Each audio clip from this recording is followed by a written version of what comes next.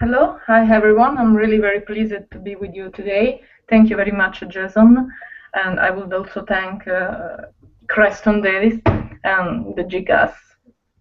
Um, I'm going to introduce just briefly what has been my philosophical path, um, just to let you understand in which way the theory intertwines with my life experience. My philosophical journey begins with aesthetics, and particularly with the studies of the 20th century, especially on avant-garde and experimentations in theater, dance, and music.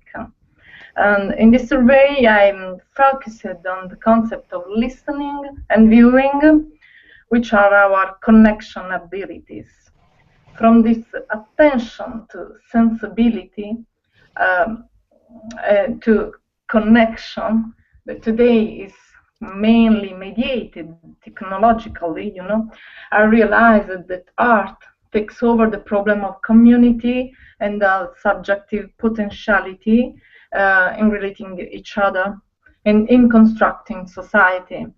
And so I would talk about a sort of theatrum philosophicum as the awareness and the recognition of the fact that philosophy is like a sort of stage in which actors build public discourses, and also we can refer to post-structuralist studies about this link, this connection between the theory, philosophy, and the level of representation, the critical also, the level of representation like a sort of theater. And this led me to study ethics and political philosophy and philosophy of law.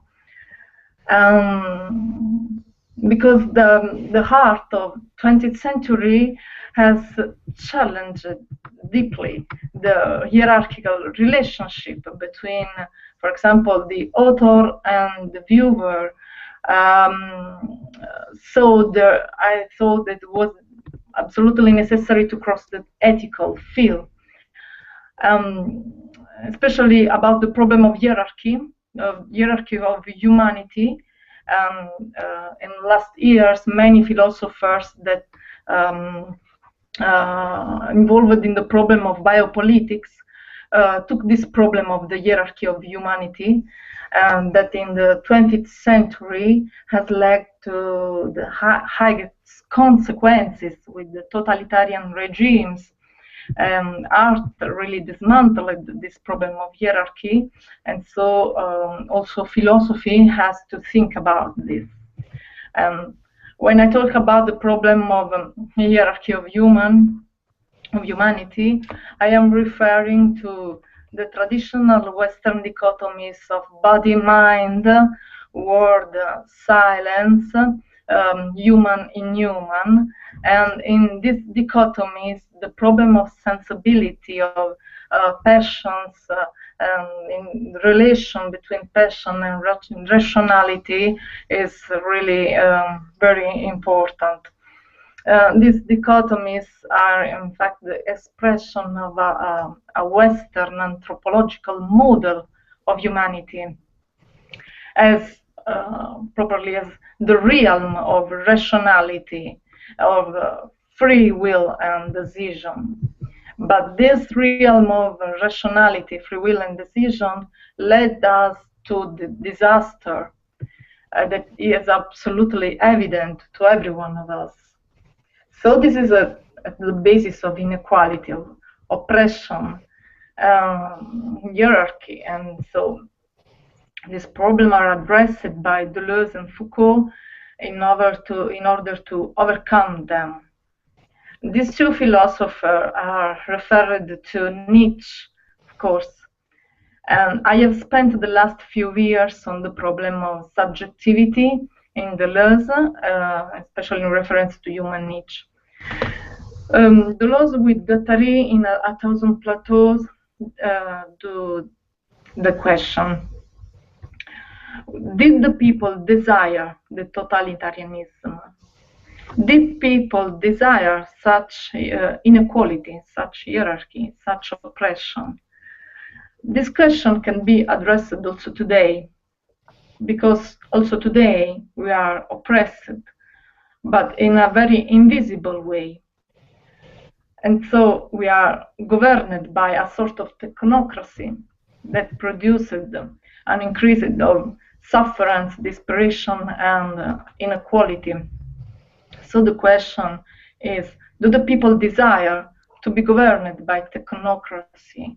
What is the relation between the passion and the passional involvement of people into the power, into the apparatuses of power? My experience is the experience of someone who lived in Italy. I am from the south of Italy, and really I can say the fact that life and thought are really always together. This is a very Deleuzian point of view. Immanence is a life. We are singularities that are affected by the contexts. This is also a very empiricist point of view. But when I talk about the problem of desire and passion, I would clarify that it's not an idealistic position. We are imagination. We are a flux of imagination, desire, belief, feeling, motivation. But it's, my perspective is not an idealistic perspective, since I refer to the transcendental empiricism by Gilles Deleuze. In this point of view, the passions express themselves into institutions. So we are made by affections, and the affections are productive of effects, of real effects. This is also a way to overcome the materialistic idea of humanity only centered on the concept of material needs. We are not only material needs, we are desire. This is my starting point. We are desire, and our desire today is involved deeply into digital technologies, because everything is mediated by digital technologies. And so I realized in my experience that this is really a great challenge for the future. It's really interesting to understand the way in which our passions can be productive in this productive of positive positive realities. But I had a different experience for the past, because in Italy we had a long government by Berlusconi, and surely I guess that you know who he is. He governed with his media.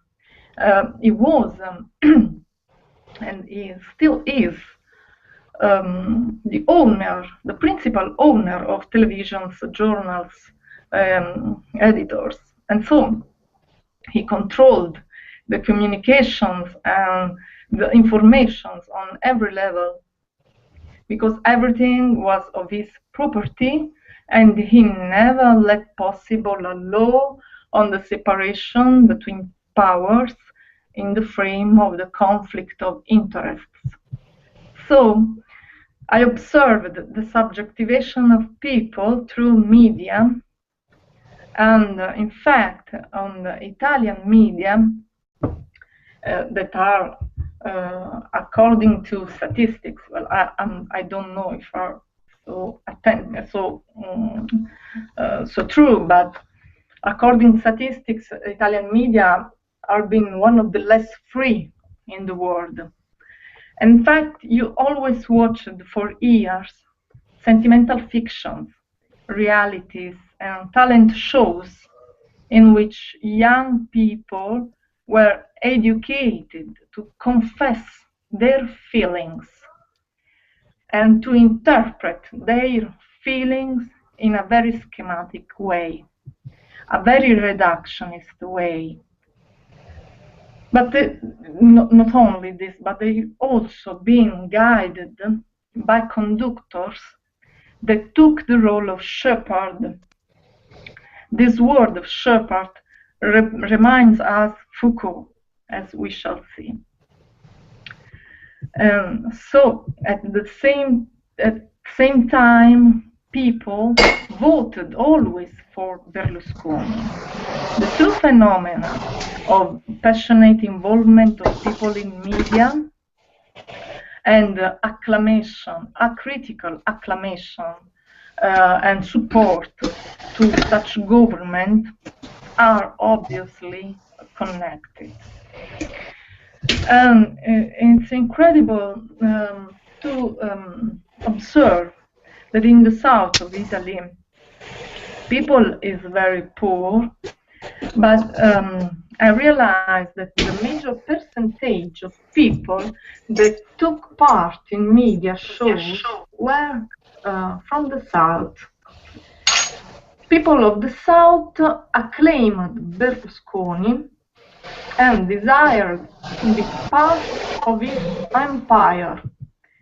They desired to be part of the digital myths, like a sort of salvation, sort of redemption from misery. They even accepted to be investigated mediatically in their private life through reality shows,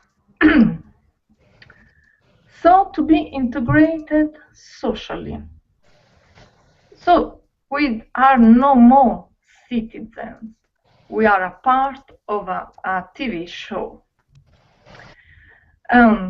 All the effort of poor people of the South was to be acclaimed and integrated into digital media instead of fighting for their rights, for a job, for example. We have a really high percentage of unemployed. Also, the fight for the welfare state, for a better welfare state, is absolutely cancelled because people have been subjectivized like TV personalities, not as citizens.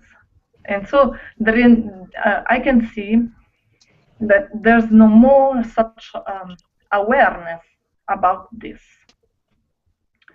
In fact, in this time, Berlusconi's government dismantled every right, but people neither realized this. They were too much passionately involved into the communication system. And it's not a case if he created a ministry of communication. The government only communicates the decision already took, probably elsewhere. Maybe in a big Berlusconian estate with swimming pool and many girls and boys from the south, naked like slaves. This is not my imagination, because there has been a great scandal with pictures that can witness this sort of scenario. It's really dramatical. But people, this kind of people, I can say that is mentally slaves. They desire their oppression. And this is fascism. Fascism is to desire what oppresses you. So politics is no more participation, but to receive information passively, so that your passive and your desire are fulfilled through digital media that supplies every imaginary horizon.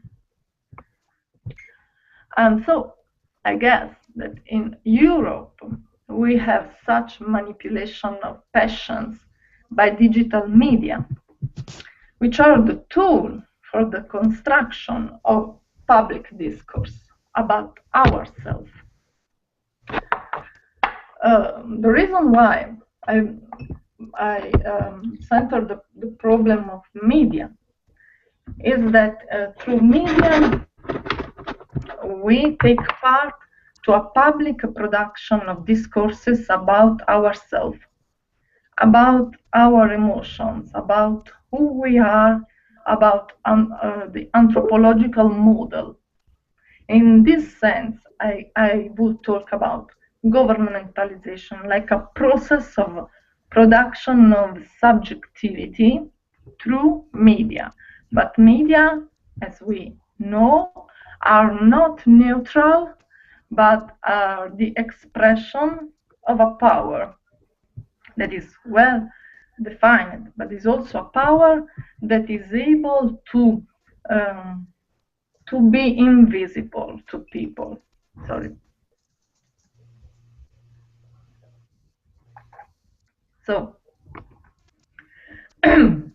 we absorb the public discourses about ourselves as truth. So you can understand that this is a very Foucaultian point of view. And in Europe, for example, the changing between the disciplinary society to the controlled society is happened through media, and we don't see soldiers on the street. We think to be free, but the manipulation is on another level, is on a psychic level, is on an emotional level. In fact, no one reacts. And if you can try to criticize some big personalities of from politics, people react violently, defending them, because there is a sort of passionate attachment that has been improved by media technologies, by media.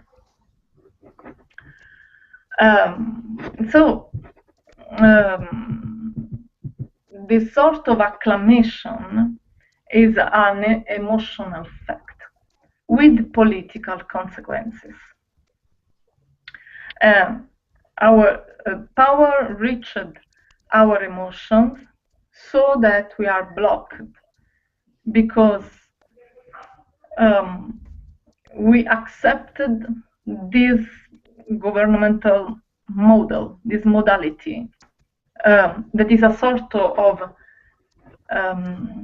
a way so that through which we feel alive. This is the way in which we feel to exist. Exist derives from ancient Greek. That means to appear in a world of sense. We think to exist when we are spectacularized, when we are part of a greater show. So we don't have no more the agora, the Greek term for the public sphere of politics. Everything now happens on media. And the problem of freedom occurs when we realize that our emotions are out of control, are out of our control, but are controlled by someone else. It's not a secret, for example, that researchers from Facebook admit to have studied our emotions everything that we expressed on Facebook. So to propose a social uh, um, how can I say? So to propose a better product, touching our emotion. They admitted this, so it's not fancy. It's not my imagination. It's our emotion are the object of this research of great center of power, of great producers, of multinationals, and so on. I'm really concerned about this problem because I realized that this sort of manipulation of emotion had as a consequence also a passivization of people and also of an increasing of psychopathologies. In fact, I can say it's true. Many of my friends, the major part of my friends, live assuming drugs because they really need, because the isolation, because the control, because this sort of life, the absence of job and so on, all this problem.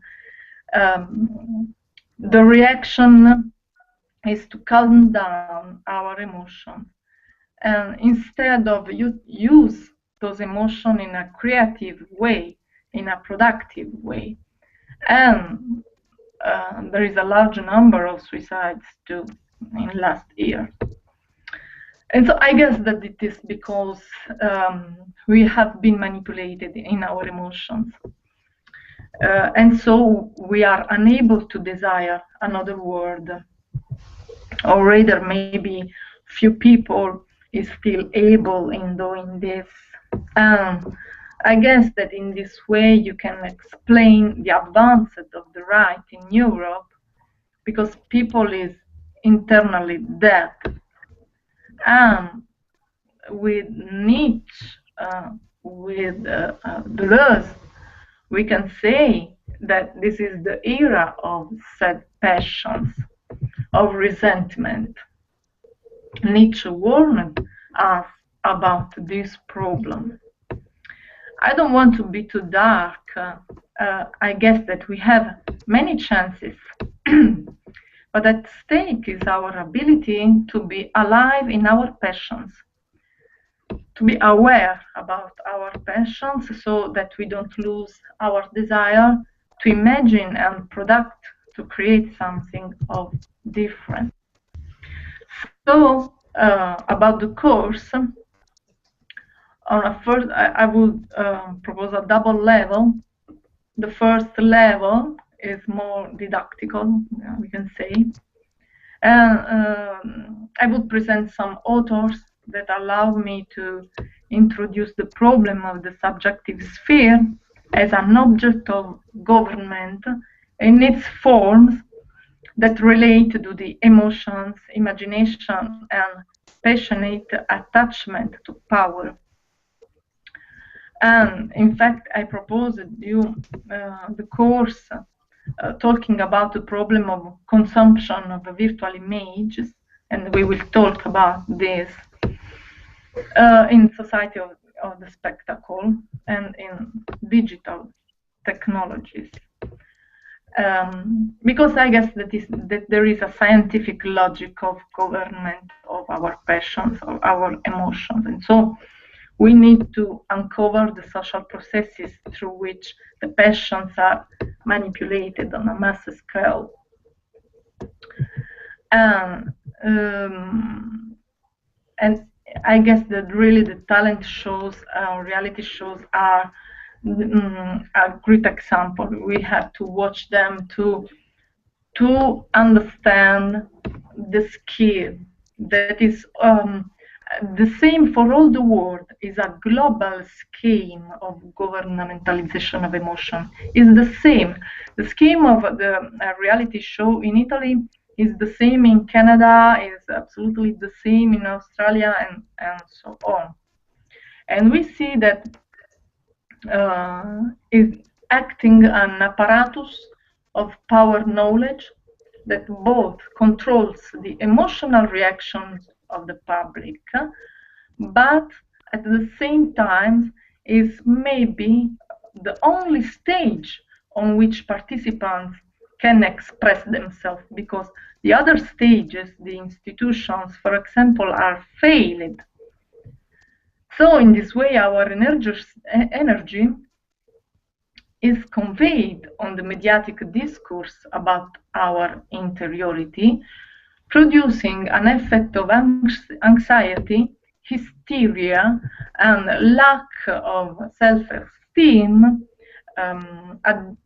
addiction, and lack of analytic ability to recognize the important economic and political decisions that are took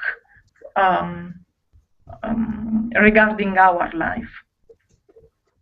So the problem is, of course, the problem of the apparatus of power.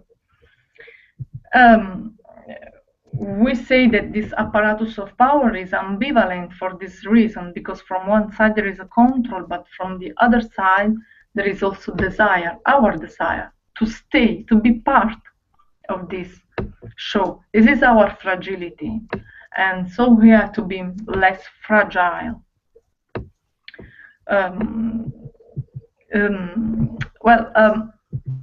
I guess that it's not simple to analyze this perspective without recalling the psychoanalysis. But I will try to do this, because there are many interpretations, many psychoanalytical interpretations, but I think that can be a risk, because the psychoanalytical approach risks to be too much individualized, as the problem was of individual, but I guess the problem is really of power. So it's really of something of bigger than our interiority, our ego. And in fact, I think that it's very useful to read Agamben. And for example, he analyzed the apparatus of consensus, starting from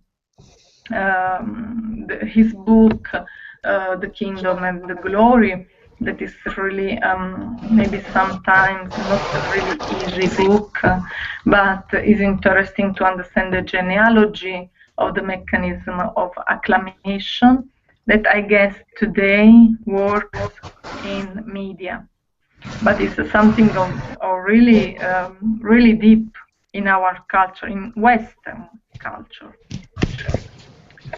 And so our task is to work on the awareness of such governmentalization, of such apparatus that rules our life through a process of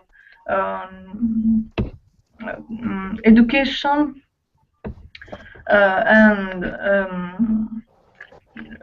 I would say normativization. Well, I don't know if I can say this. I would only express the concept that our emotion receive in a very pervasive and invisible way many norms. We accept, we interiorize many norms about our way to feel our emotions, and so this has many effects on the level of behavior. And so on this basic level, in which it is presented the relationship between subjectivity, power, and technology, the new forms of governance of the conduct of the subjects engage a critical reflection on the most current processes in place about the capitalistic taking of the psyche, not only as an object of government, but also as a labor force, and at the same time as a commodity. And here, Franco Berardi, that we'll meet tomorrow, is the author who can provide useful tools to understand this shifting. And also Terranova will help us to understand this problem of the limitation of our potentialities, and to how can we search for a way for our energetic creativity as a sort of potential of transformation of society. I am a bit more philosophical, I mean, because I'm trying to analyze the principle, the archai, I would say with a Greek term, that produce this apparatus. And so, in my philosophical perspective,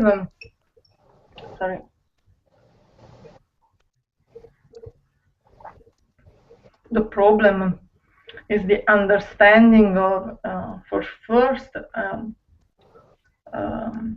what we say when we talk about passions, emotions, and desire, and then in which way we interpret them, and in which way we are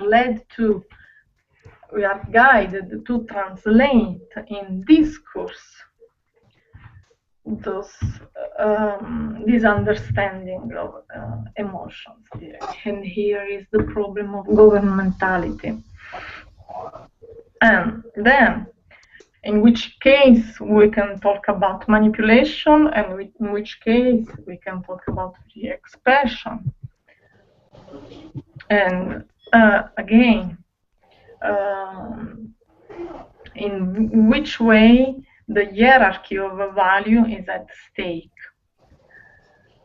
And I guess that at stake is always the problem that Nietzsche posed about the production of value. Because in these discourses that we produce digitally, mediatically, about ourselves and our inner, are not neutral, but they carry on values according to we behave and we take decisions. And I guess that this sort of model that we assume is actually the model that involves us, every one of us, omnes and singulatim, would say Foucault, in this big process of governmentalization. So the problem is that there is not from one side a power and then the subject, but is a plot. The problem is that we are not aware. And I guess that our big problem is the sickness of emotions, because the sickness of emotion don't let us to be aware, to understand. We are only sick. And so this is a real great problem, because this sort of model of sickness of emotions produces a sort of scheme of evaluation about the truth and the false, the good and the devil. While if we follow Spinoza and the Deleuzian reading of Spinoza, we should ask us, this makes me happy or sad? Because the happiness for Spinoza is the main ethical feeling. So in Spinoza, the problem of feelings, of affection, of passion is central, because it's according to what we feel that we can regulate our life, and not according to abstract principles that only produce hierarchies, oppressions, separation, and so on, exclusions also. And this governmentalization of emotions makes us live in a passive way like an eternal child, so that others have to conduct us. And in this way, it has been justified. There is a justification of the heteronormativity. That means hetero means someone else. Normativity, someone else gives me the norm because I am separated from my emotions. And so I need someone else govern me. And today we can see that this sort of govern means to take part into a talent shows in which the conductor helps me to interpret what I'm living for. It's a bit disturbing, you know. Claudia, could you, we should probably, like, every 10 minutes or so, we should break it up with just some student interaction and that kind of thing. Just like every 10 minutes or so. But this is really fascinating, and I had a question, for example, in relation to the two readings from Deleuze and Agamben, dispositif, the concept of the dispositif and the concept of the apparatus. Why did you assign those two readings in particular?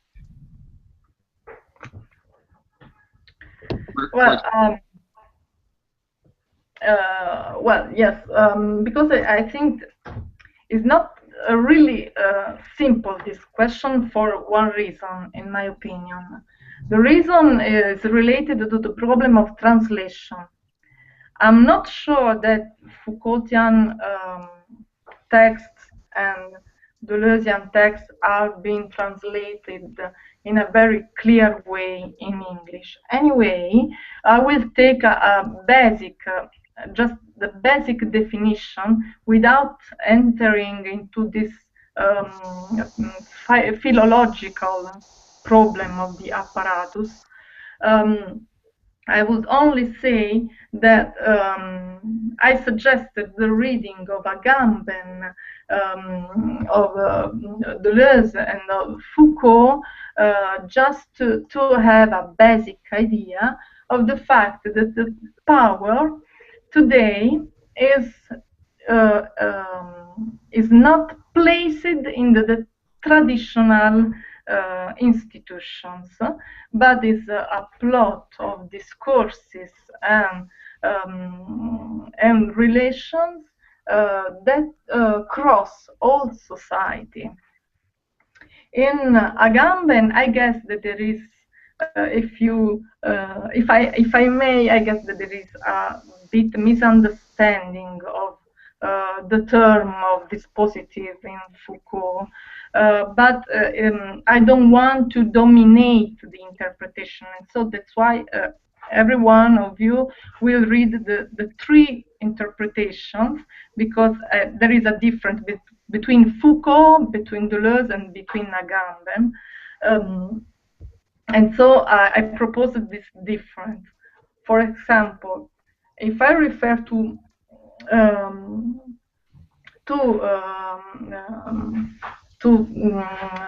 the word apparatus in Foucault, I guess that there is a relation with the apparat, that is a term that we can find in Kafka.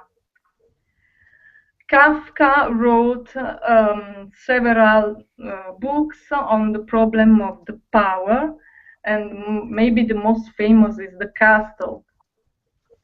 And in this interpretation, we have a really oppressive nature of power that absolutely destroys the subjectivity. And I guess that in Foucault, this problem is really dramatic. And so he had to change a bit in the last years his point of view. While in the Deleuzian interpretation of the apparatus, we never have this sort of dominance of power on subject, because Deleuze says that the power is always ambivalent, and Deleuze sees more freedom in the apparatus than Foucault. In an interview, Deleuze once said, "I'm really surprised because Foucault sees the oppression everywhere, and he wonders about freedom, while I see freedom everywhere and I wonder about oppression." So you can understand there is a really different perspective on this problem. Mm-hmm. While in Agamben, the reading of Agamben maybe is more technological, maybe because it's more close to us today. And so when he talks about apparatuses, dispositive, and so on, he also talks about the cell phone, right? Yeah, yes, he also talks about the mobile phone and computers and so on. While in his original sense, the problem was more uh, um, was different. I don't know if I've been clear. It's a very huge problem of the apparatus and of dispositive. What I would suggest anyway is to read the double articulation of the dispositive like a mix. So just for a methodological perspective, like a mix of regime of enunciation and regime of visibility. And I guess that this distinction is really useful. And so I suggest you all to keep this double level of interpretation of the dispositive. This means that when we reflect on the problem of power and the passionate involvement of subjects in power, we have always to ask in which discourse we can recognize this, and in which level of visibility we can recognize this, because it's always something really concrete. How would a cell phone be an apparatus for Agamben? Like, if you could just give like an example, like how is a cell phone a form of discipline and control? If I have understood well, you asked me about the software. A cell phone, because that's the example that Agamben uses, right? So. The cell phone. Yeah. Sorry, because I didn't heard it. Yeah, the cell phone, because it produces a changing in our behavior. We became like a babies that needs always something of external. We can't go out no more without a mobile phone, without a mobile. And so this is the problem of mediation that I guess in Agamben is more maybe pessimistic and maybe more moralistic, while in Deleuze, for example, it's not so, because we talked already about this. He was interested in the technology, and he was more positive about the use of mediation of mobiles and videos and so on. He saw the double. He saw a great potentiality, while Agamben sees the level of addiction, and is very concerned about this problem of addiction. I don't know if I'm clear. Yeah, absolutely. Yeah, just whenever you feel like opening it up to students to ask, like maybe every 10 minutes, 15 minutes or so, just feel free, and then and just let me know, and I can turn up people's microphones if you want to pose a question. But I just have all the microphones down right now so that we don't get echoes and that sort of thing. So if you want to pose a question, go up to the upper left blue message box and you'll see that will open the chat. I'm going to type a message right now in the chat. So anybody else can also type a message in there. So if you want to pose a question, you can just go in there and type it in, and then we'll be alerted that somebody would like to ask a question. But anyway, yeah, please go ahead. Thank you.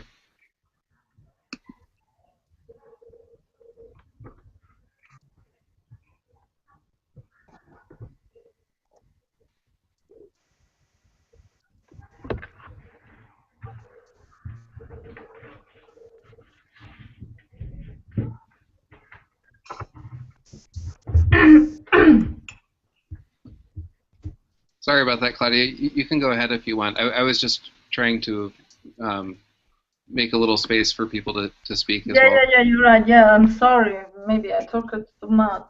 No. No, it was brilliant. It was brilliant. Thank you. Well, okay. Can I go on then? Please. Yeah, okay.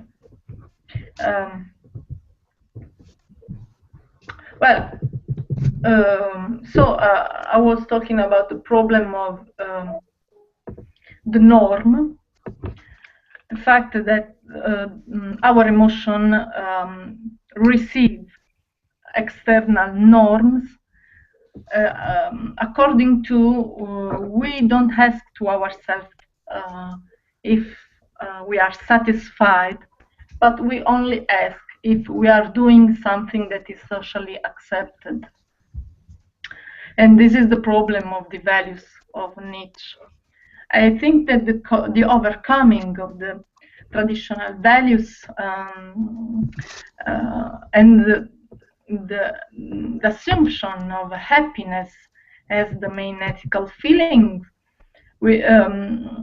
can let us to reach more satisfaction in our life, because according to Deleuze, especially in his reading about Hume, is absolutely fundamental to realize our satisfaction through institutions. And I guess that the problem of satisfaction relates the way in which we interpret our life, our emotions. What do we feel? Because the problem, I guess, that we everything is anesthetized, and we can't feel really, and we are only scared, we are only anxious, and it's not me to say that, but many researchers that are studying, are observing this phenomenon. And so we don't have to lose this contact with our passions, because our passions help us to build the institutions.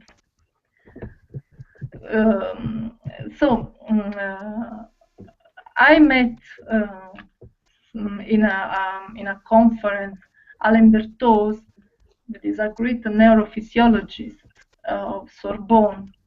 We had together this conference, and I can say that also neuroscientists today can't give the priority to the rational moment in the elaboration of our ideas.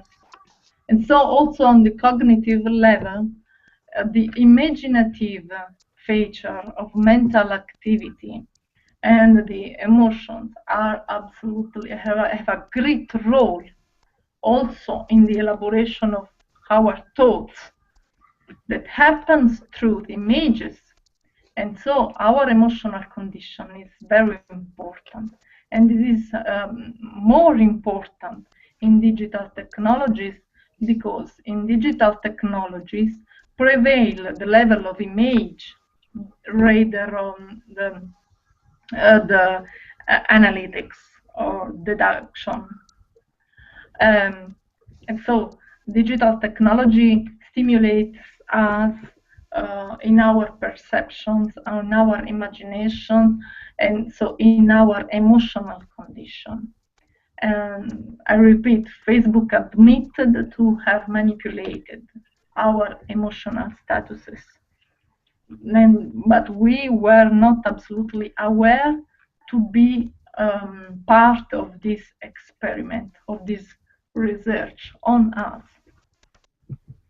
And this is a great, really ethical problem, and as we said, also political and economical problem. Because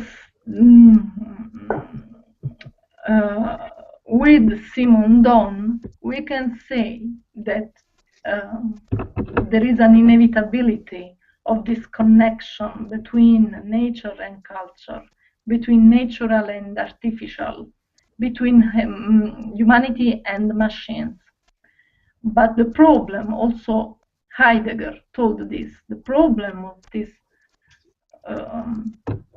technology that reach us in our deepest level of life is that we are not aware. We are not ready to manage to react to this sort of technology. And we really live in a Deleuzian century in this sense, because he predicted that we are a flux of internal and external, of perception and emotions. We are a flux of nature and culture. And so for us it's really difficult to understand if what we feel is managed from someone else or not. And maybe this question will be impossible.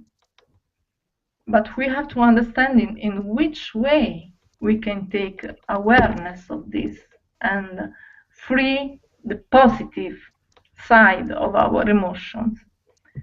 And I guess that the negative is when we limit ourselves in our potentiality, in our creativity, and we close ourselves in our houses, we isolate ourselves, and we are not more interested in politics because the other people will decide for us. So I guess that the problem of emotion and affection and desire is really central. Desire and emotions and passion have been a huge subject of reflection, especially in contemporary France, with the Hegelianism of Kojève and Lacan, and also Deleuze, of course. Judith Butler understands that in 20th century has been played an important match between desire as potentia, that is a Latin word that has an active meaning as production, creativity, freedom, but also as a negative force. So the power of desire as potestas, domain, oppression. And it's absolutely important to understand the way in which our desire to live lead us to sad passions, and so potestas and oppression and domain, or happiness, potentia, productivity, creativity, that we can recognize when we produce a multiple of connection, while we can recognize the sickness of emotion where we are isolated. And this, I repeat, is not an individual problem, but it's a global problem. Because this power, this negative power influences the human behaviors and our destiny. Well, if I have to stop again, please tell me, don't hesitate to tell me, or shall I go on? Thank you, Claudia. Well, we do actually have we have two questions. I've just been asking students to let us know if they have questions and that sort of thing. And so we do have two of them. And the first one comes from Bruce DiMedici. Bruce is coming from Chicago, and he poses a question saying, quote, "I'd like to hear Claudia speak about how this evolution occurred, this evolution of technology and power and subjectivity." He says, "During my lifetime, I witnessed the birth of Apple and cell phones. Claudia's point of view about how this governmentalization was put into motion during a relatively short period of time is what he's thinking of here." And he says, put differently, I understand how kids born during the electronic age were brought in, but how about those who witnessed this during their lifetime? So in other words, Bruce is sort of asking about digital natives, like those, it's not hard to imagine how somebody who grew up with cell phones and laptops and internet, it's not hard to imagine how they would be very deeply integrated into these types of subjectivities and these discourses and disciplines and forms of control. But what about people who were born before these things became widely used? I mean, that would even, include, me, and, like I was born in '75, and obviously the internet didn't really, and a lot of these technologies didn't really take hold until the mid to late '90s. So do you end up with a split subjectivity if you kind of have experienced both within your lifetime? I'm kind of ad-libbing onto the question here, but I think you get the basic idea. It's sort of the question of what is the difference if you are born immediately into a world that is completely immersed in these digital technologies versus if you were born, say, 20, 30 years before. Is there a difference there, and what would you say about that?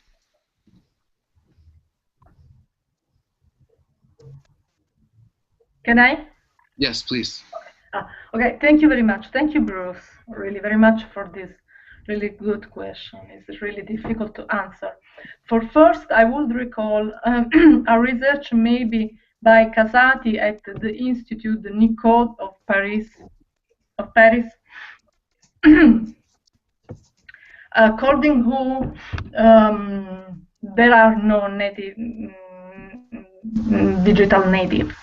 I mean, according to Casati research,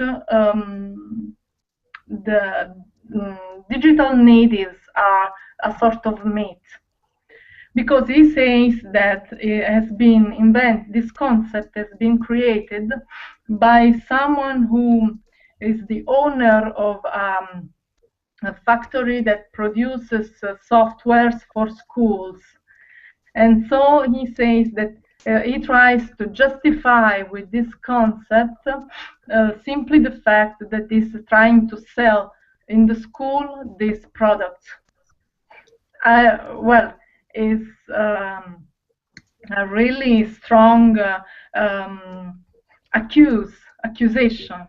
I don't know if it's true, but of course it's a problem, because this is the problem of the apparatus of power, that there are discourses, the anthropological model of digital natives, but these discourses are strictly tied to material and economical processes, so are never neutral. But if I would assume that the digital natives really exist, and there really will be, I guess that this could prefigure and prelude a really dark future. Not just because technology is bad as such, but because we don't have to lose the contact with I would call indeterminated process. The problem of technology for me is not that there is a mediation of everything, and neither that there is a difference between culture and nature, because for philosophers this distinction is already passed away. But for me, the problem is the problem of experiments and experimental approach to reality, that often technology don't give us, because technology gives us directly a finished product with finished processes, while it's important for our creativity the level of indetermination of processes. And that's why I'm really interested also in arts, not only in ethics, because I guess that is absolutely necessary for our evolution and our growth, always to let possible the failure and the indetermination. This is for me the great problem, to let open the possibility of the end of the things, while the horizon of technology risk to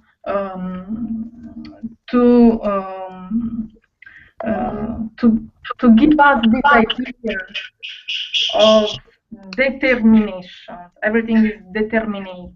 This is, for me, the ethical problem. I'm not sure that I'm clear. Please ask again. Yes, that's very clear. Thank you. Thank you. So next we have Martin Rosenberg, and then after that, Catherine Galliano would like to pose a question. So we'll start with Martin, and I'm just going to turn up your microphone, Martin, just a second here.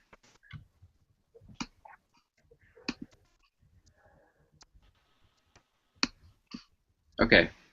But okay. Sorry, Jason, but can I read the questions somewhere or not? Well, no. I mean, yes, you can. You can read the question. If you go up to the upper left blue button, the upper left blue button in the Hangout, you click on that, you'll be able to see them. And but preferably we would just have the people verbalize the question themselves. I think if they type it in there, it's mostly just to let us know what they might ask next. So, so Martin, if you'd like to go ahead, we're all yours. Can you hear me? Yes. Okay. Well, the way I worded the question originally, and we can amplify it perhaps with a follow-up. What I said was, I'm deeply sympathetic to a critical examination of how media becomes implicated in the interstices of subjectivity and power. But I am concerned that the conversation remains at a high level of abstraction, which may be appropriate for an introduction to a course through which you will discuss things in more concrete ways. But I'm wondering, in connection to what someone else expressed in terms of the evolution of this question of subjectivity and mediation, how one could question this mediation at a level of technology prior to digital mediation that could make visible the question of subjectivity and power in a more concrete way.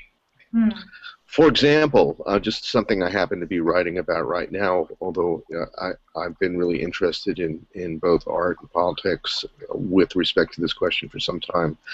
For example, a musical instrument can actually shape the proprioceptive cognition and palpably rewire the brain when that individual subjects enact cognition through that instrument, and there's lots of research about that. And there's also the question of the perception of time. For example, Bergson's critique of the Industrial Revolution, clock time and calculus, basically rewiring subjectivity. Using the word rewiring in a way that he wouldn't have used, but transforming subjectivity so that it's no longer able to perceive its emergent processes. because of the top-down configuration of time that both clock time and calculus represent. So I'm wondering how you plan to make these discussions more concrete. I know one person was asking about a cell phone and the ways in which that can alter the interstices of subjectivity and power. But what are some other examples that you might bring to bear on this discussion?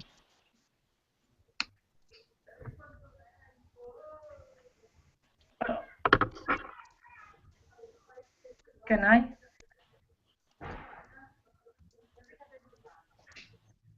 Yes, please go ahead. Okay. Yeah. I wasn't sure that you can hear me. Thank you very much. Yes. Well, my perspective is mainly philosophical, and so I risk often to be maybe abstract, but because I am searching for the principle that govern us. While tomorrow, with before, I guess that we will have a different level of analysis. Because he, for example, studied the way in which Google managed the information about us and our subjectivity. So I guess that maybe tomorrow we can offer a different perspective on the problem, and certainly before is one of main thinker, I think, able to give a great answer to your important question. So I would ask you to be with us also tomorrow.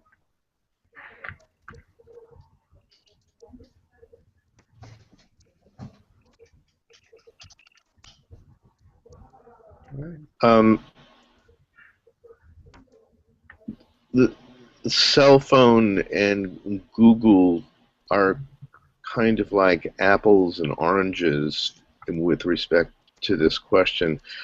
Have you created, in a sense, categories of the ways in which media intervenes or shapes or in other ways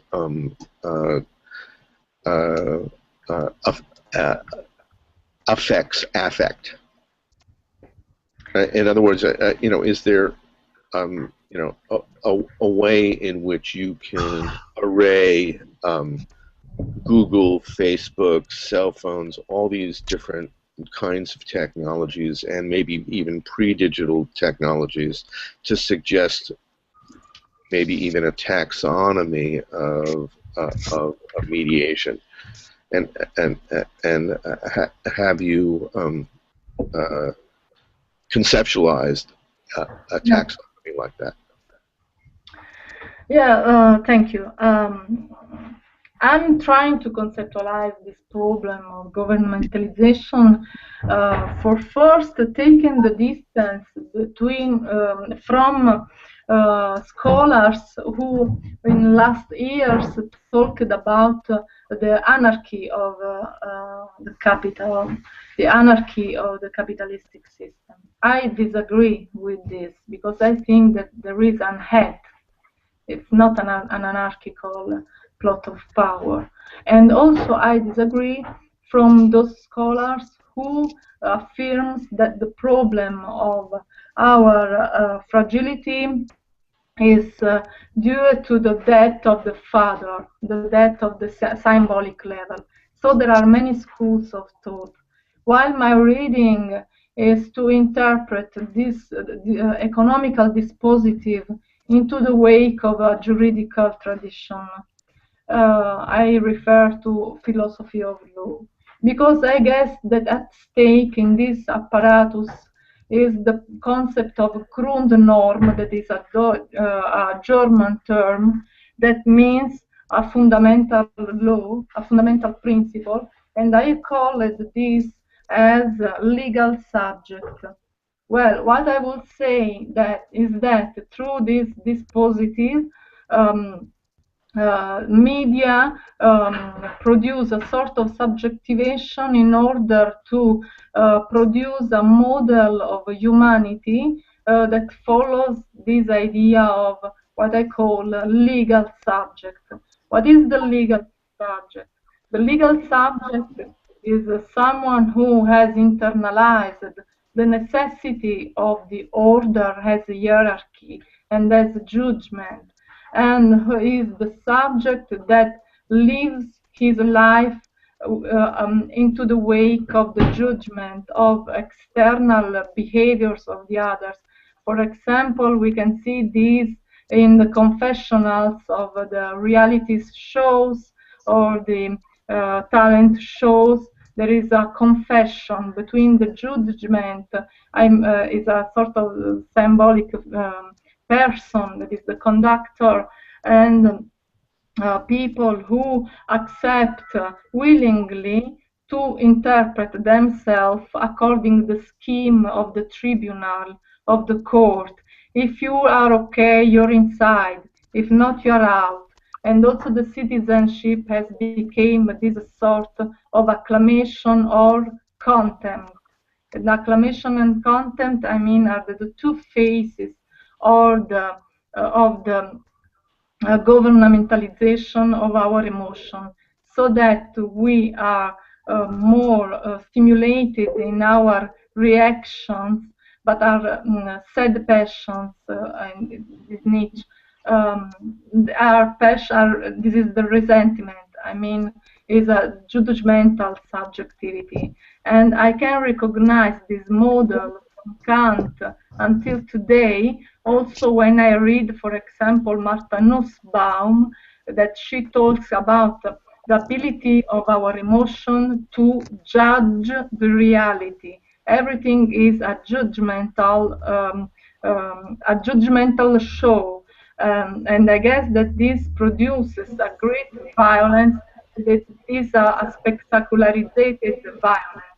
And this is my reading of this governmentalization of emotion. Well, I can realize that it's a really critical reading, but I'm not negative. I mean, I guess that the opportunity for us is to be aware that we are assuming this sort of model. And for example, we see the tribunal of media, even if happens something of violence, something of dramatic, everything is mediatically posed like a collective judgment without any mediation. And this is, I guess, the great risk of such emotionality, because it's an emotionality that wants, from one side, the scapegoat, and this the who deserves to be excluded, and from the one side, who deserves to be included. This is my reading. Well, I'm trying to develop this concept of legal subjectivation in governmentalization of emotion through digital technologies. Okay, so now we have a question from Catherine Galliano, coming from Colombia. And Catherine, would you mind just verbalizing that? I've raised your microphone. If you want to turn on your camera too, that would be great. Hello. Hi. Hi. Hi. I want to ask you for some of you speak, and is for other other readings more positive of digital technologies. For example, I think about other phenomena, of other political phenomena like Arab Spring, and all the sensation of collectivity that can produce the technology, and I don't know, I want to ask as you or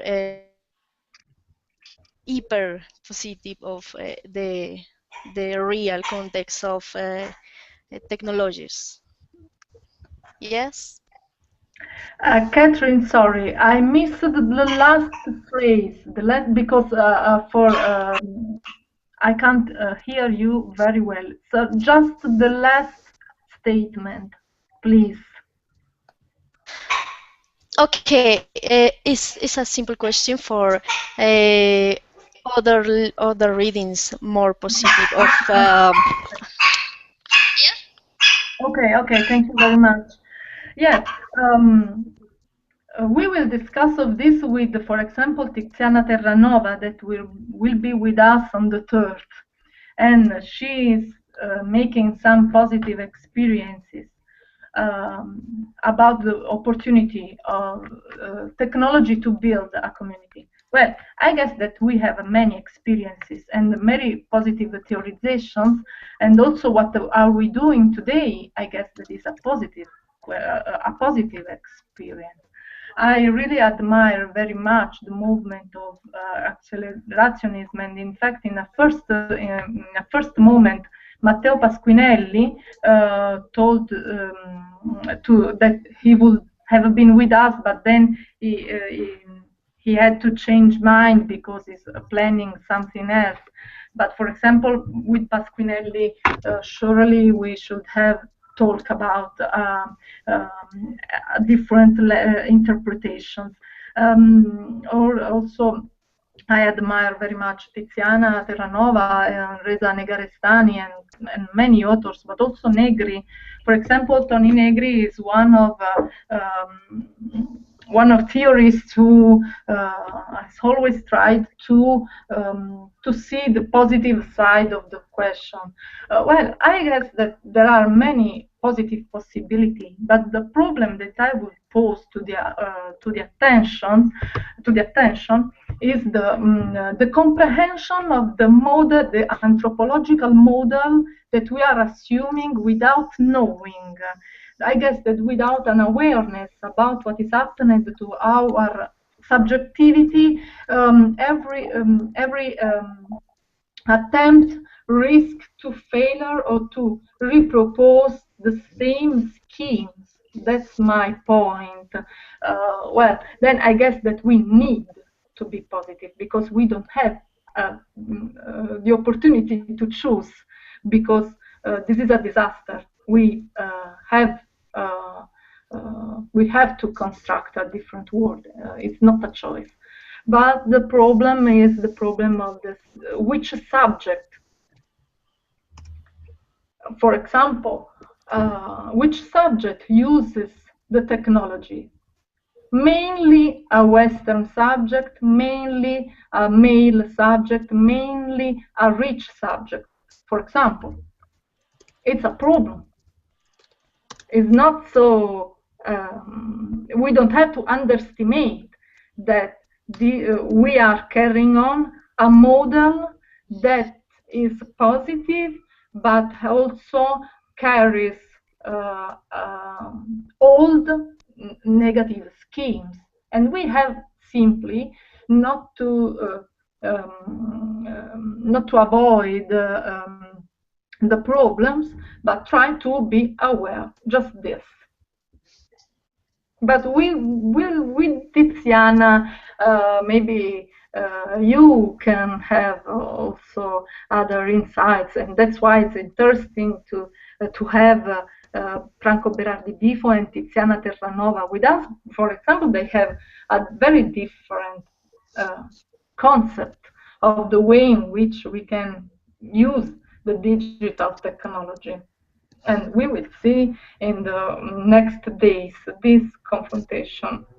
And I hope that you will be with us also when there will be Franco and Tiziana, so that I guess that it can be really interesting for you. One thing to also keep in mind, next up is Laura Wexler, but just as a transitional moment, I just wanted to point out that for example, in the work of Paul Virilio, you have a very negative kind of assessment of acceleration, of speed, of new technologies, of sort of, the impact, the cultural and political impact of new digital technologies and new forms of communication on society. But, in some ways, it's really kind of necessary to have the negative critique ahead of time. Because if you don't have the negative critique, then it's sort of hard to imagine what an alternative could be. First, if you can try to really think about all of the negative implications of a particular technology on these sort of dark, pessimistic implications, if you can really grapple with those carefully, that would allow us to not simply. I mean, there are two options then, right? Like, one option is that we then say, okay, well then let's just not use the internet at all. Let's not have cell phones. Let's just turn off our cell phones and not use any technologies. Or you could say, actually, yeah, some of these critiques are valuable, even though they seem dark and pessimistic, but we can use that actually not to oppose technology, but actually to create better technologies. Yeah, absolutely.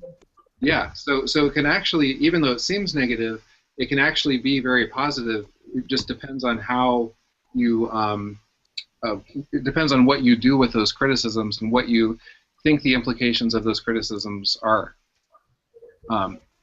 So I'm going to turn now to Laura Wexler, and I'll just turn up your volume.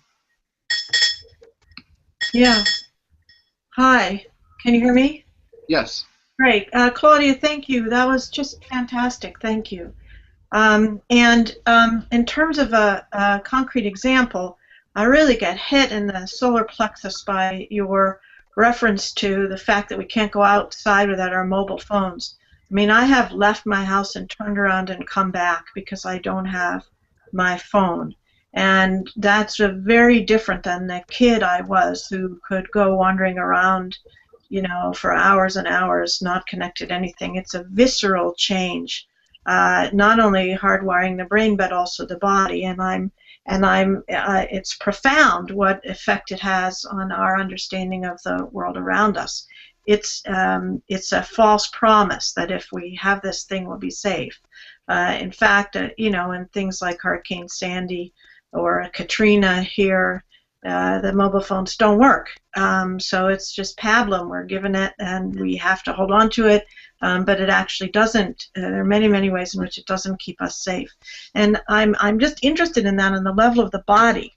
And that makes me think about a feminist enterprise that I'm involved with. I'm teaching a class at Yale as part of what's called a DOC. It belongs to the FemTechNet network, and it is an attempt to take the digital technologies and find a new kind of pedagogical model in discussion with the MOOC. I don't think any of us think we're going to dismantle the MOOC, but there is no pedagogical philosophy behind the MOOC. I mean, it's completely bankrupt. And I think that what our experience has been is that some of the old kinds of thoughts about feminist theory are actually, first time around, it was really not, it wasn't as powerful as it is now in conjunction with using technology in the classroom, ways to produce community, ways to bring the body into the mix, ways to deconstruct and reconstruct the technology. And so I guess what I'm asking is for you to talk more about the body, not only affect but the body, the actual blow of what it is like to go outside without a cell phone. It's absolutely an incredible feeling. And how to think about the body in this, as well as the more abstract theoretical, not that the body's not abstract. Okay.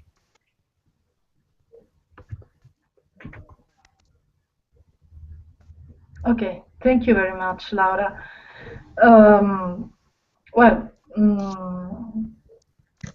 I've been a dancer, so I've been really influenced by the contemporary dance and research on the body in an expressive way. I can say that the level of the body as perception is no more. I could say that is no more natural.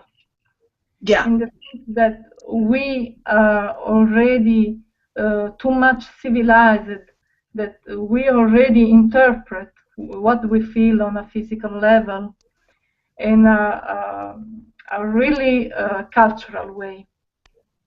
But I guess that the possibility of the body to preserve a frontier, an horizon of freedom, is its indeterminacy. Its ability of surprising us. Because I would recall a concept, a philosophical concept that I often recall of the ontological instability. I guess that this indetermination of the body, ontological instability, is the positive feature that helps us to produce new form of subjectivation. In a biological theory, we can talk about epigenetic and morphogenetic. So biology helps us to say that the great strength of the body is its indeterminacy, in the sense that cultural model often close our mind into models of behaviors and to norms that limit us, while our body is always ready to change the rules, because it produces spontaneously the differentiation, the difference. And this is really important. But at the same time, the problem of the digital technology, that is not only the media. Digital technology, as we well know, is also the technology that changes our body. And not only on an aesthetical level, an exterior level, but also on the level of genetics. And on this level, we are dispossessed of our body. The problem for me is always there, the determination and the indetermination. I see in the indetermination, I would recall Guattari, the concept of chaosmosis, the possible of differentiation and the production of the new. But our body also on a biological level is strongly manipulated by digital technology. This is a great problem that we have to face. But the problem is that technology has been too fast in confront of our ability to theorize the way in which we can use in a better way. Yeah. So I guess that this is the problem of, for example, in Massumi, because Brian Massumi studied this level of the body already in a neurovegetative level of reactions and perceptions. And so it's really interesting, maybe for you, or of course for me, to follow Massumi in his research about the autonomous reaction of the body, trying to reach the level in which the control can't touch really us. And but paradoxically, this level of research implies the use of digital technology, and it's really a paradoxical way and a very difficult way. And I guess that art, especially dance and theater, can help us to discover new frontiers of sensation, just to let our brain to interpret something of new and to have a new idea, because there is a big homologation of the bodies and of our minds. This is a problem. We are talking today It's amazing for me. But we are talking because also there is an homologation. Right. Thank you. Thank you very much.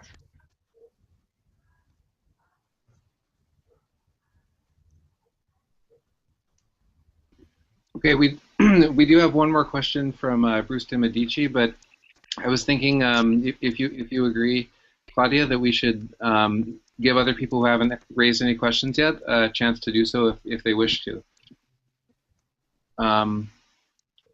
Is that okay with you, Claudia? Sorry, can you repeat? Oh yeah, I was just saying there is another question from Bruce Timadici, but I was thinking before we have another question from somebody who already raised a question, that we should maybe ask whoever has not yet asked a question if they would like to, or if they'd like to make a comment. Yeah, so would you like to, Brian? Yes, I would. Am my mic on? Yes. Yeah. What's really struck me as interesting is when you mentioned something about people wanting to participate with digital technology as a form of salvation, like if they see it as some kind of salvation, and I think that touches on something important, just related to the idea that like digital technology is so sort of impressive, I think, to our to our instincts. It's just instinctually like it's so complex and it's just so large and it's so interconnected that it seems to import a kind of hierarchy of being important, and so I think we're sort of vulnerable to the power relations that go on with digital technology, and so yeah, I guess I was just wanted to comment on thinking that was an important point that you were touching on before, and if you wanted to say anything else on how digital technology is a form of salvation, then I would be interested in that.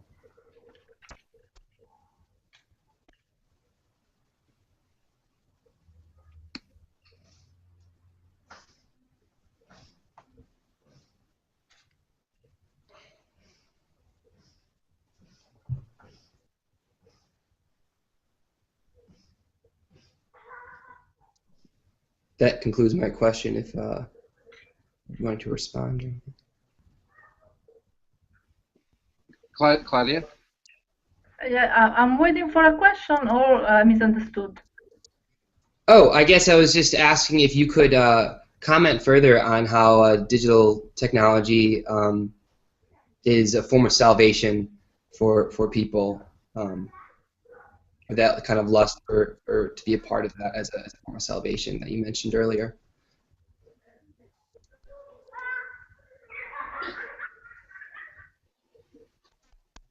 So if you could just, I guess, say something further on it, I would be interested in that. Are you able to hear him, Claudia? No, I can't hear. Oh, okay. Someone is talking. Yeah, this happens. Yeah, okay. This happens very rarely on this system, but it does happen, and I'm sorry about that. Every once in a while, somebody comes into the Hangout, and most other people can hear them, but then one person cannot. So, so Brian, if you could just state your question one more time, and then I will restate it. Okay. Oh, well, I was saying that to me it seems really interesting what she said about digital technology being a form of salvation for people, or people wanting to be a part of it, or seeing it as a kind of salvation. I think she was talking about those that are part of the southern France in poverty that see that world as kind of a form of salvation, and that seems like a really interesting and important fragile topic, and also that it seems to be related to just how kind of instinctually impressive and complicated digital technology is, and how it kind of because it's so grand, it kind of creates this hierarchy where we're sort of vulnerable to value the judgments that come from that realm. So we want salvation through it, but then I think it makes us really vulnerable. So if you could just kind of talk a little more on how it's salvation, and maybe how, if that's a good or a bad thing that people are seeing digital technology as a form of salvation. Okay, so so you can hear me, right, Claudia? Yes, I can hear you, but okay. So what Brian asked was essentially the central essence of what he was asking is he was talking about how technology has been regarded as a salvation. For example, in the south of France that you were talking about before, and how technology is sort of new technologies especially are seen as like the most important thing, when of course we know that power, resistance, social change, and all those things come from all sorts of places. It doesn't just come from the sudden introduction of social media into the political or social landscape.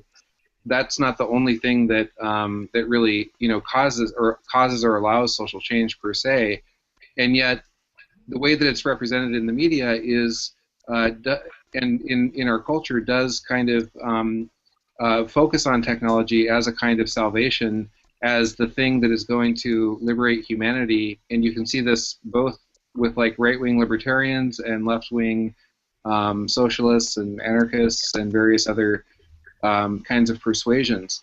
And so basically Brian is asking the question, what do you think of this casting of technology of salvation? What are the limits of that, and why is it so broadly seen as a salvation across all kinds of political persuasions, that kind of thing? Is that about right, Brian? Yep, that's about right. Okay. Okay, yeah. So that's basically the question. I'm sorry for the communication gap. thank you very much. Thank you. I'm not sure to have heard well the question, but if I have understood, you asked me why technology assumed this level of belief of salvation, right? Yeah. Why is technology seen as the salvation of humanity? Okay. Well, because I think that this is really a huge question. I think that the salvation is strictly tied to the government of souls in a Foucauldian way. As Foucault analyzed, the salvation passes through some steps. The one step sure is the level of the discourse, as the level in which we create our subjectivity with someone else. We are heterodirect, and technology is not a case. Takes really a great care on the level of the discursive production about ourselves. So technology, I guess, digital technology is the new level of salvation, because let us to talk about us. We feel safe. We think that we can save us if we talk about us. This level of this discursive level is something that let us produce such a subjectivity. But it's not only this, of course.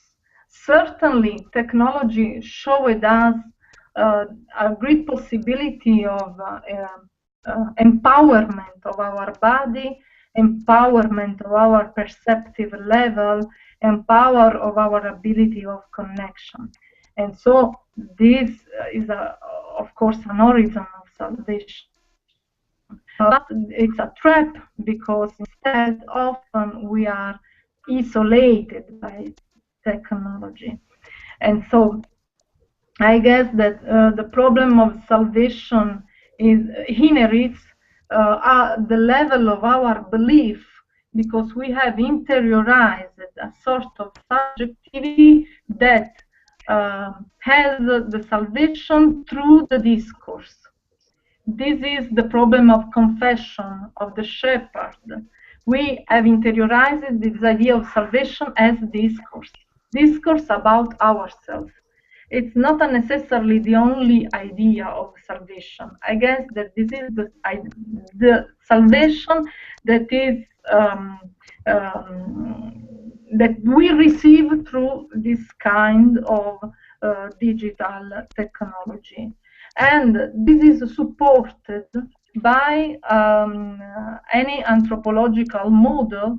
In fact, I suggest you to read a text of a Nobel Prize for Economy. It's not a case if in the last 30 years the economists that received the Nobel Prize are being really very interested in psychology and in cognitive sciences, because they were really interested in the level of our emotion, our perception, and the construction of our ideas.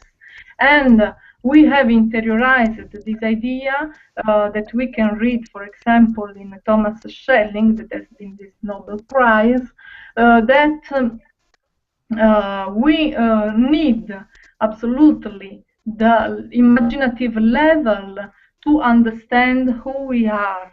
And a sort of technology that gives us this, nourishes us. This is the shepherd. The shepherd guides us and nourishes us. We are nourished with a consuming of images that stimulate our emotions and our perceptions. And because we assume that this is the subjectivity, but it's a real contemporary product. In the past, the idea of salvation was different, and the idea of subjectivity was different. Every phenomena is historical, every process is historical. Simple that today the salvation that passes through digital technology gives us more opportunities, but also more risks. I don't know if I got the problems, if I touched the problem. Very much so. I found that very helpful, especially what you said so close to the beginning about discourse about ourselves as salvation. And Jason, I'm assuming you're in. Can you hear me now? Or no? Yeah, yeah, I can hear you. Can you hear him now, Claudia? Yes, I can hear you, Jason. Oh, but you can't hear Brian. Okay, yeah, Brian was just saying Brian was just saying that that yes, he felt like you really did respond to the question in a way that was useful for him. Now I'd like to just quickly respond very quickly just on what you said about discourse as salvation. It seems like one of the issues with being able to discourse about ourselves as salvation is that, from my experience, I've noticed that people are able to feel less threatened, and they in digital environment. For instance, like a social media post where they can, talk about themselves in a way that, isn't going to threaten them or isn't going to hurt them or isn't going to. So they're able to express without a feeling of without the danger that would come with a face-to-face interaction talking about themselves. So they're able to talk about themselves and establish their sort of recognize themselves without the regular dangers that come with that in a face-to-face interaction. And I think without that threat, without that danger, it seems like we're probably losing something there. So were you able to hear that, Claudia, or do you? Jason, I just heard some pieces of. Okay. The question, can you please synthesize it briefly? Yes. Yes, and Brian, you can tell me if this is correct. So, so what I was understanding that Brian was saying was that that there's also the question of the in some ways, and this is something that I've experienced myself. You know, I've taught online classes before I was with GCAS, of course, and when I did that, I had this very interesting experience where I had an in-classroom group of students, and there was one student who was very shy and did not really speak up very much in the actual classroom. But then then I had to go on a trip, and so I did one of my classes via Second Life online, and I just did that out of necessity, really. Also, as partially for fun, but and what happened was this student who was very kind of reserved in person suddenly was completely opened up and was completely very engaged and that sort of thing. And so part of what Brian is asking here is, I think, are there some ways in which digital technology can actually also, you know, depend. Sometimes there's almost too many pressures in an in-person interaction that that can actually be reduced in positive ways via social media. Is that correct at all, or am I totally off? Well, it's correct up until the very end, because I was actually thinking that when we take those pressures off, that we could be losing something, and that we could be reserving all of the kind of the right stuff. We reserve that to push it out on a less threatening environment, like a digital environment. So like people will have conversations in person, and they will be it'll get very shallow, and they'll talk about the easy stuff to talk about. When it comes to hard things, we save them for this kind of we discourse about those things online because it's a less threatening environment. We're not going to get the same kind of faced. So is there a danger there? Claudia, do you see a danger with with Okay, so actually he was making a somewhat different point, which is that you know, an in-person interaction can actually be better because we need that challenge to some extent of other people sort of you know, calling us to question and asking us to engage in a real dialogue. And you know, it can also be just a bit too safe in some ways, the online version. And it's ironic because actually another student who I won't name until I know that he wants to be named, or she wants to be named, also raised this question about Hangouts. So I'm just going to ad-lib on Brian's question just a little bit here through the other student, because this other student raised the question of, is it possible that you know, is this something that we can observe within online, even when it's face-to-face here through video, through Google Video, Google Hangouts, that people are not quite as willing to disagree with each other. You know, people are more polite because you're aware that potentially anyone could be watching. So therefore, you just don't really publicly disagree as much, and therefore we have a more and more conformist society. That's a bit of an ad lib on top of Brian's thing, but is that helpful, Brian? I like it. Okay. Like it. Okay. Yeah. So he's happy with that question, and so what do you think, Claudia? Well, thank you very much. It's a really great point. Surely we are conditioned.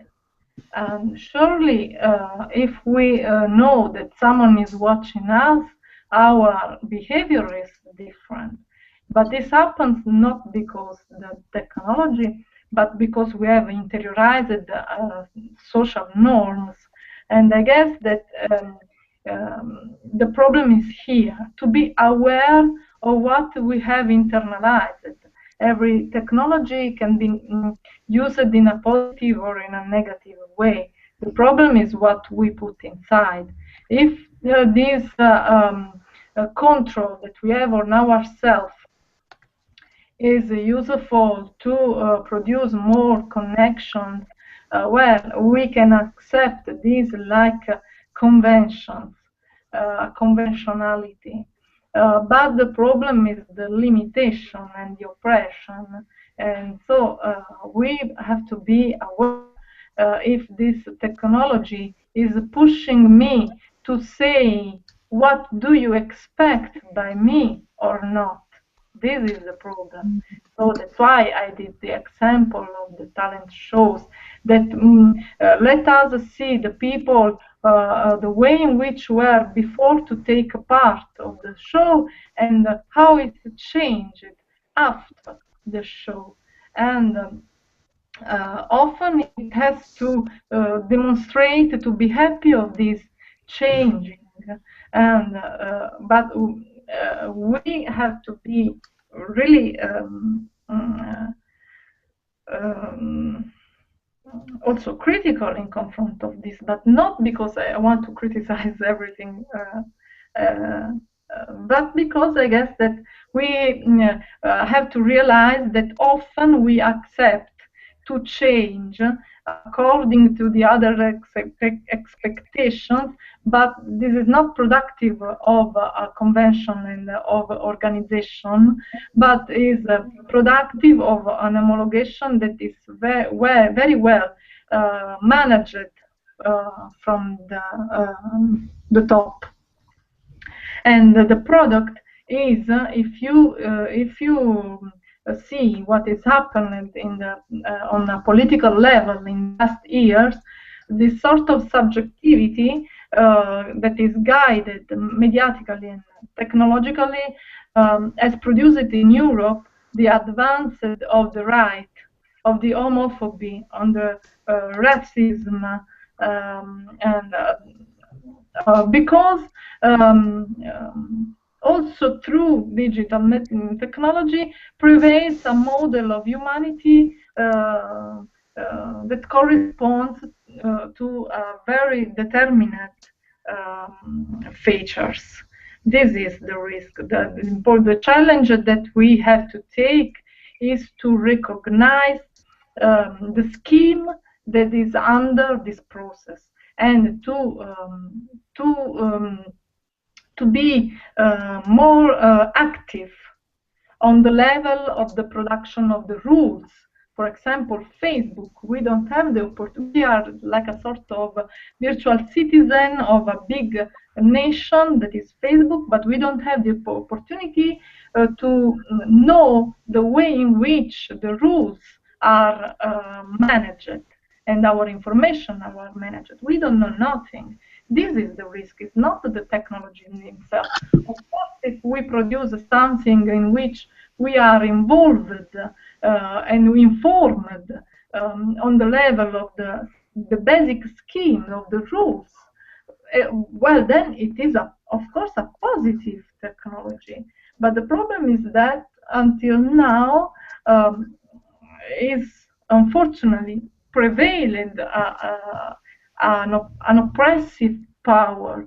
We have to change this.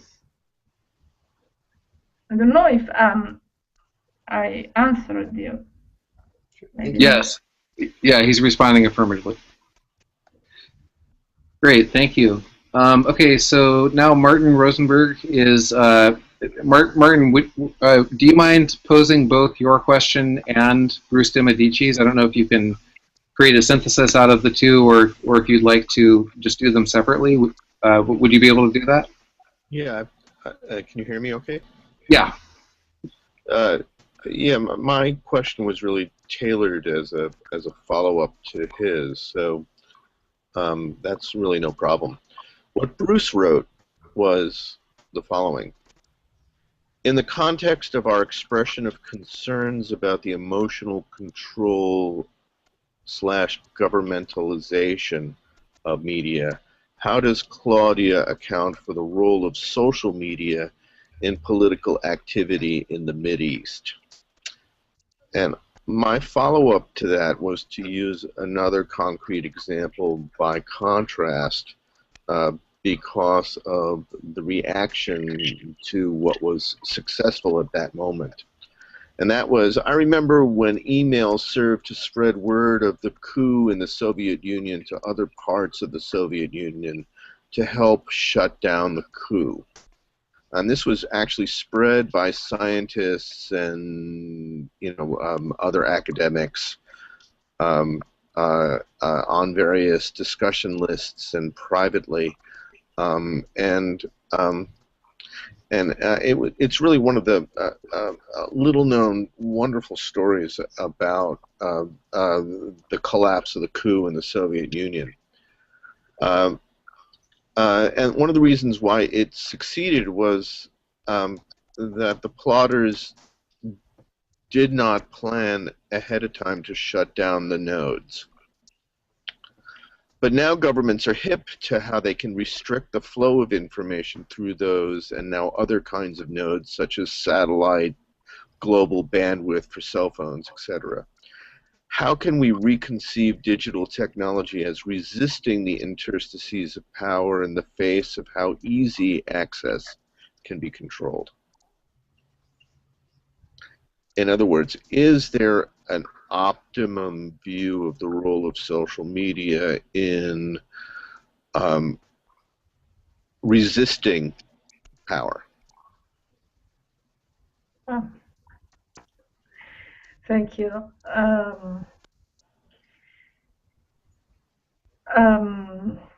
I guess that about the Midwest, it has been told that social network had a central role in the organization of the forces that opposed to the regimes. It has been told very much about this, but also we know that what's happened after is not exactly the realization of the expectation of the revolutionaries.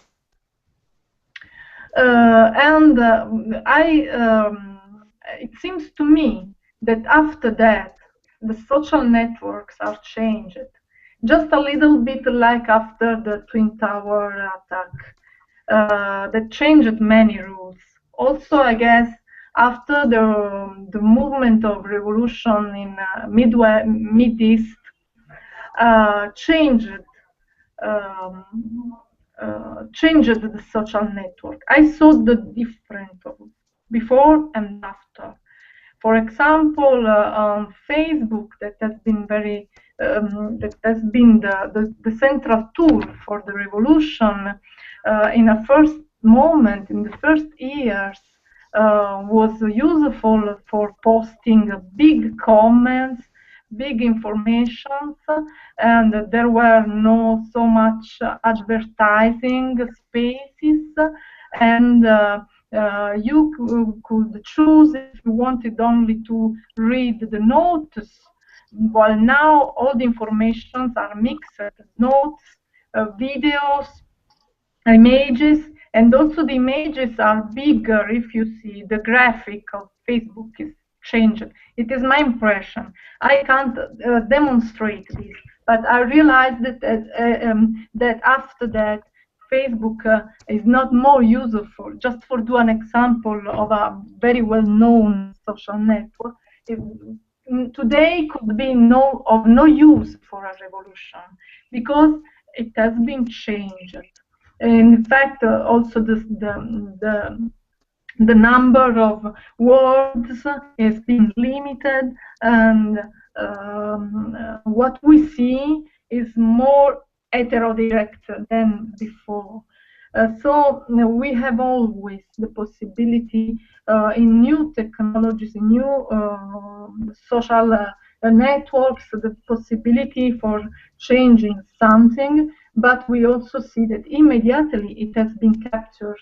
I guess that maybe we will never be totally free of this. Maybe we will never escape. We can also shift only shift the boundaries of the control, because there is a great problem of awareness. The interstices of power is really a wonderful question. A problem of in which way we can use the digital technologies to overcome the situation of control and management of our psyche and our body and our choices. But if we don't work on the awareness of this, I guess that it's not possible any revolutionary discourse.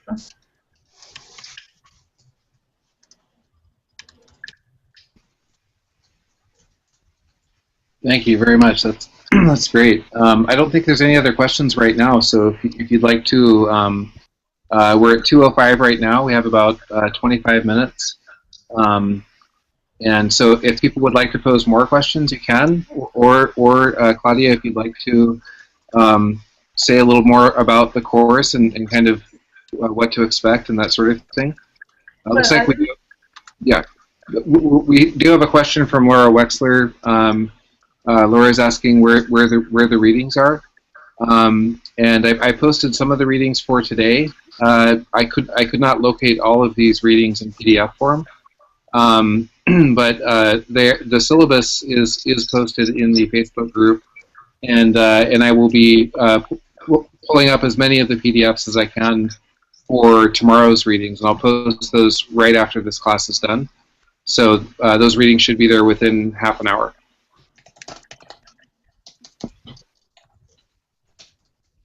It looks like Martin Rosenberg has to sign off. He's saying thank you very much. Claudia, all the best for the unfolding of this course. Take care, everyone. Okay.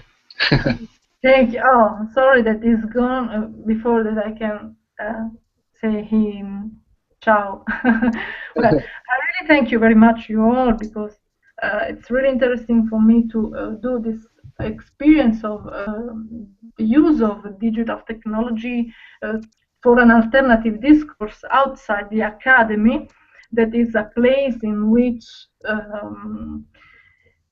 is difficult to face the contemporary issues in a critical way, unfortunately. So I'm really happy to have this opportunity to confront with you and to understand also the limits of my research, because the confront with you can be useful so that I can put more questions in my head.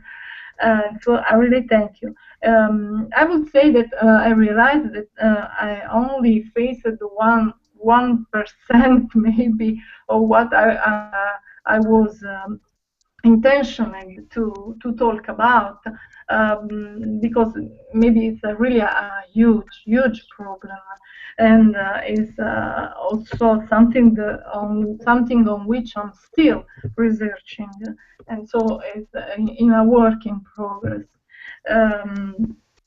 But I would say that I hope that you will be also with Franco Berardi and Tiziana Terranova, so to have a large view on the problem, and also on the general discussion that we are trying to do on this problem. So I really thank you very much, and I will be available for any questions on Facebook group, and for every reading I can send you on Facebook group, and I hope to see you again tomorrow. We do have a question here from Bruce DeMedici, and we have probably like 20 minutes left. We don't have to use every single minute, but anyway, he did have a question. So he says, does Claudia have any opinion on the U.S. Supreme Court ruling that police cannot search cell phones without separate justification? This is a very recent ruling and perhaps has not been reviewed. I will review the Supreme Court ruling tonight, and maybe we can discuss it tomorrow. So just raising the question. Yeah, go ahead.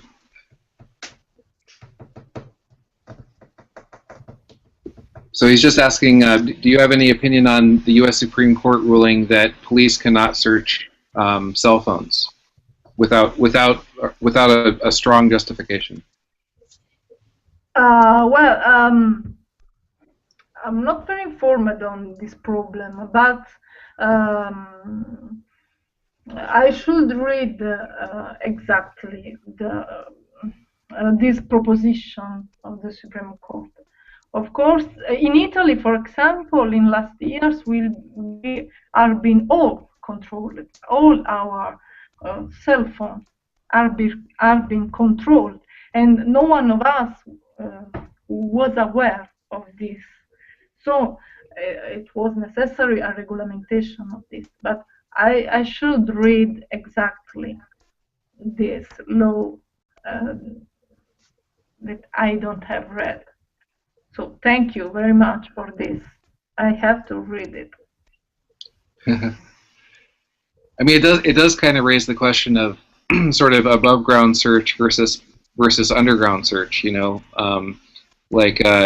you know, and you know, if the Supreme Court makes this ruling, does that mean that the NSA is suddenly not going to do this sort of thing remotely, as opposed to like actually physically taking your cell phone and that kind of thing? And how does that relate to sort of like a governmentality of sort of belief in liberal government and the idea that that if the Supreme Court makes a ruling like this, that nothing nefarious will happen and there's nothing to worry about anymore because the Supreme Court made this ruling.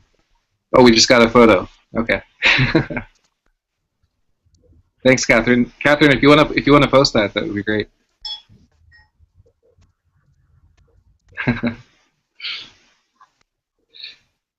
All right. Well, do you want to add any closing remarks, Claudia? Is there anything that you said that you only got to touch on about 1% of you only got to touch about 1% of what you wanted to say, and I'm really sorry about that. No, it's my fault because okay. I am a logoroic, and so I should need 10 hours maybe for. Are there any like really crucial points you'd like to make? Because we do have still about 15 minutes or so. Are there any like really crucial points that you didn't say that you'd like to say? We will face other points in the next lesson. So what maybe I can resume the points that for me are important. For first, the fact that the level of interaction between emotion and consciousness is a level that is more stimulated today by technologies than in the past. Because in the past, the elaboration of our emotion and our perception through ideas, discourses, and concepts was too slow, certainly. While today, 1 year of our psychic activity maybe corresponds to 5 years maybe of the past, because we are really touched in deep by technology. The problem is that this relation between what we feel and what we elaborate in words and discourse is gone in crisis deeply on a global level. So this is the crisis of our culture, that is not more able to elaborate its feelings and these experiences. We philosophers, we talk about the end of experience. We talked about the end of history, like the end of this relation between the elaboration and the experience. And this is changed due to the digital technology. The problem is that the digital technology is not absolutely neutral, because is a way in which we are governed. It's not a case if democracy is so. I don't want to say that it's finished, but almost. Because democracy was based on a different idea of subjectivity, on a different idea of passions, different idea of ideas, and different idea of organization. This is ending. but it has happened so fast that we weren't aware. And my attempt is to work on the awareness through conceptual tools, because I am a philosopher, and so I'm not an engineer. I can't intervene on other level. I can work only on a conceptual level.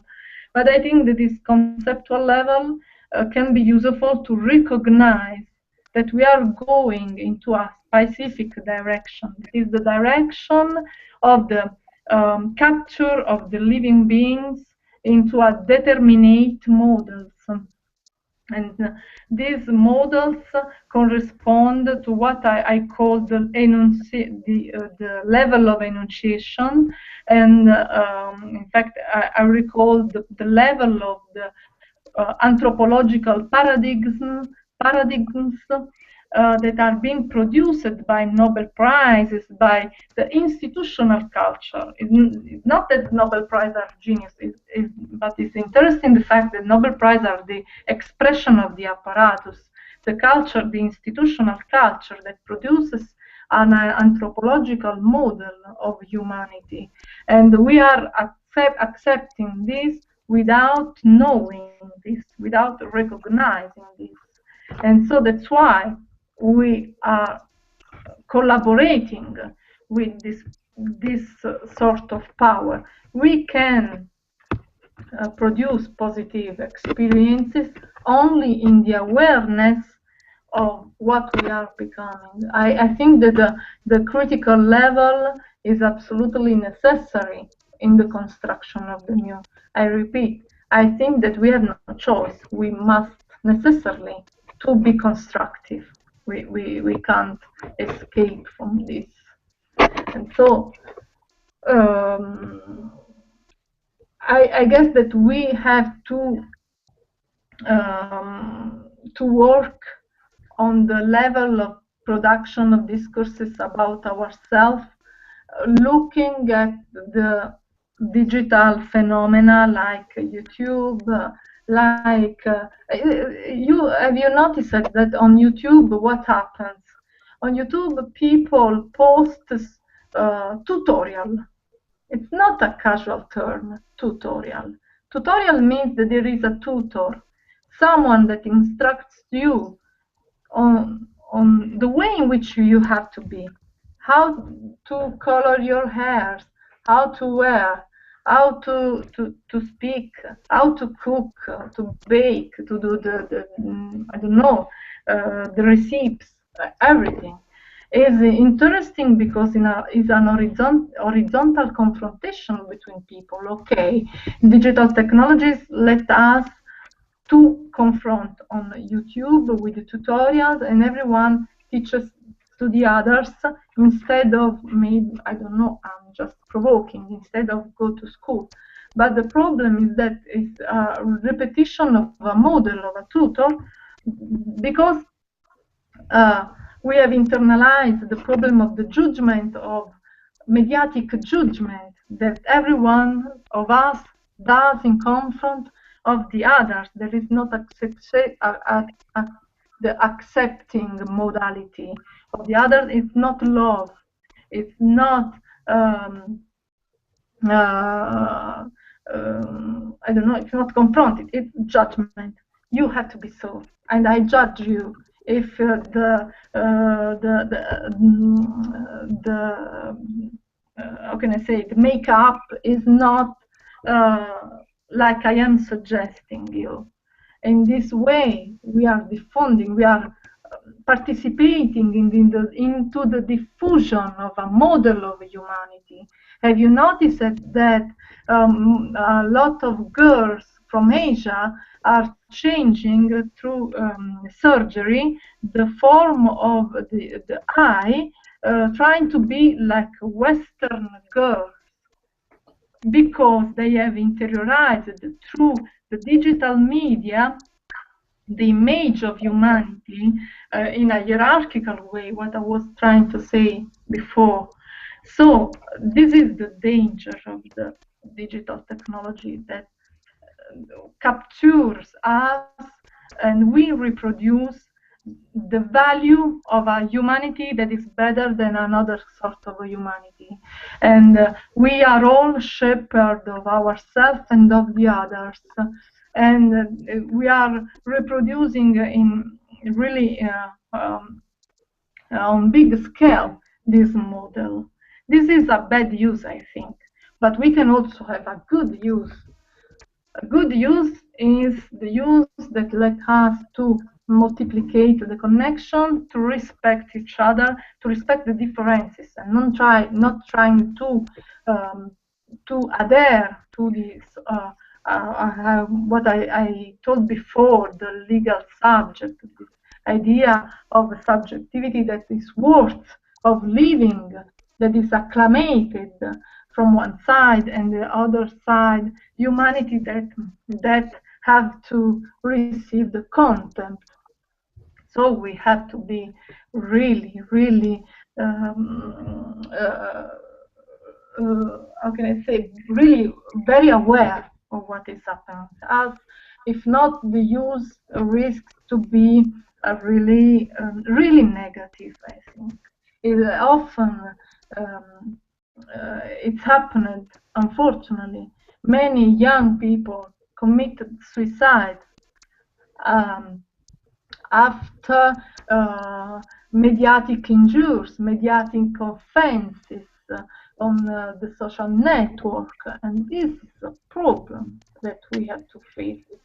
It's not a play, it's not a game, and we have a chance to challenge the future, but we must look with great attention to this phenomena.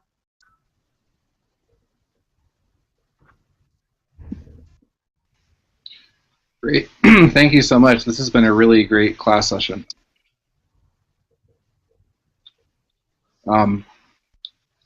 So should we just close for today and then return tomorrow? Yeah? Okay. Thank you very much, then. Thank you. Thank you. All right. Thank you. We'll see everybody tomorrow.